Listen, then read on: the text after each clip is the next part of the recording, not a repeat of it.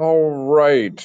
Next video, section 3.1, video 2. And the question becomes, well, what if I can't simplify? What if I write that equation for the derivative and it doesn't simplify easily?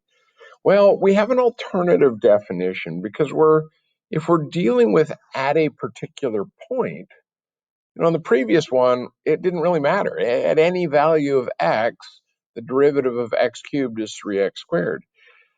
So the alternative definition says, well, if I take the derivative at x equals a, what I'm really doing is I'm saying, well, h is getting closer and closer and closer to 0, but that means that x is getting closer and closer and closer and closer to a, because the difference between x and a is that value of h.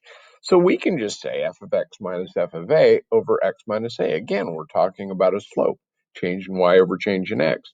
So let's look at an example of one that's not quite as easy to simplify, and that's the function f of x equals square root of x. We're just going to say as x approaches some value of a. So the derivative, f prime of x, is square root of x minus square root of a all over x minus a. Now, looking at this, pretty obvious to me that if you had tried to simplify square root of x plus h minus square root of x all over h, this is going to be pretty complicated. We could do it, same process, but it's going to be a whole lot easier. What we're going to do is we're going to multiply by the...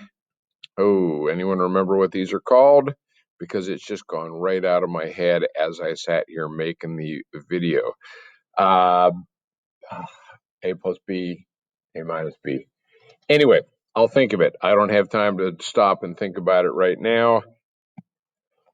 Conjugate. Multiply top and bottom by the conjugate. Remember, x plus a, x minus a, it's conjugate. So what happens when I multiply those together? On top, I get x minus a. On the bottom, hey, you know what I'm going to do? I am not going to actually multiply them together. I'm just going to write that they are multiplied together because, oh, look at that. This reduces. It's a 1. And I'm left with 1 over the square root of x plus the square root of a.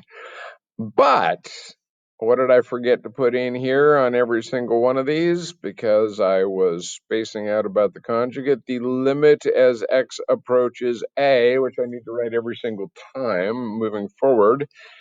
And as x approaches a, this becomes 1 over 2 root a. So we know that the derivative of the square root of x is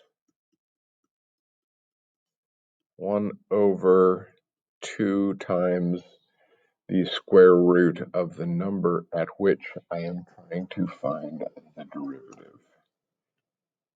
Got to remember some little tricks. I mean, you had to remember that trick right there, but you know what? Trick works. All right. I don't know how much time we've got. Let's talk very quickly about notation. Notation. There is lots and lots of notation. F prime of x means the derivative of f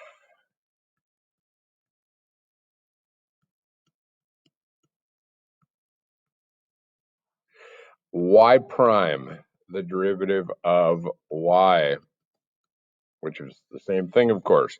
The derivative of f with respect to x, or the derivative of y with respect to x.